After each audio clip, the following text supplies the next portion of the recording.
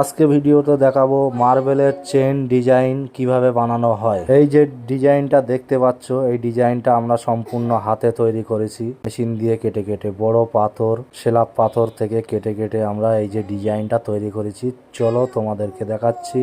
এখানে দেখো মেশিন দিয়ে কাটার জন্য আমি একটা ফর্মা করে নিয়েছি। তারপরে দেখো এখানে মাল কাটিং হচ্ছে। এই যে হলুদ মাল আমরা কাটবো ডাইসে। শর্ট টাইমের মধ্যে ছোট্ট একটা ডাইস করে নিয়েছি আমরা। একদিনে এই ফ্লোরটা কমপ্লিট করব। ডিজাইনটা 13-14 ঘর একদিকে কাটিং হচ্ছে আর একদিকে সেট আপ করা হচ্ছে। সেটিং সবকিছু নিয়ে একদিনে 4 জন মিলে এই বর্ডারটা কমপ্লিট করছি। আসলে ধৈর্যর কাজ, কিন্তু বাড়িওয়ালা রানিং বাড়ি বলে, তাই জন্য বাড়িওয়ালা বললো একদিনের যে ডিজাইনটা তোমরা পারো সেই ডিজাইনটা কমপ্লিট করো। এখানে দেখো এক রাউন্ড হলুদ মাল কেটে নিয়েছি, আর এক রকম হলুদ মাল কাটবো। যেটা কাটবো সেটা আমাদের ডিজাইনের জন্য প্রয়োজন। যেটা আগে কেটেছি সেটা কিন্তু আমরা ফেলে দিয়েছি।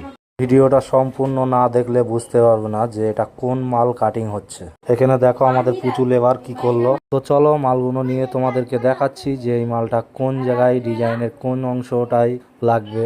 এই পাশে কাটিং হচ্ছে আর এই পাশে বসানো হচ্ছে। তো চলো কোন মালটা কোন জায়গায় কাজে লাগছে সেটাই দেখাচ্ছি। এই দেখো হলুদ মালটা এই কোনায় লাগছে, তো এটাই কাটিং হচ্ছে। একদিকে কাটিং আর একদিকে বসানো। ডিজাইনের এই জায়গাটা দেখলে তোমরা বুঝতে পারবে যে ডিজাইনটা কিভাবে আমরা তৈরি করি। এইভাবে দেখো নাও আমরা সাজাচ্ছি। সিম্পল একটা ব্যাপার, একটু মাথায় বুদ্ধি ঢোকাতে হবে। মাথায় বুদ্ধি থাকলেই কিন্তু করা যাবে ডিজাইনটা। সকাল 8টা থেকে শুরু করেছি, এখন বাজে 4টে।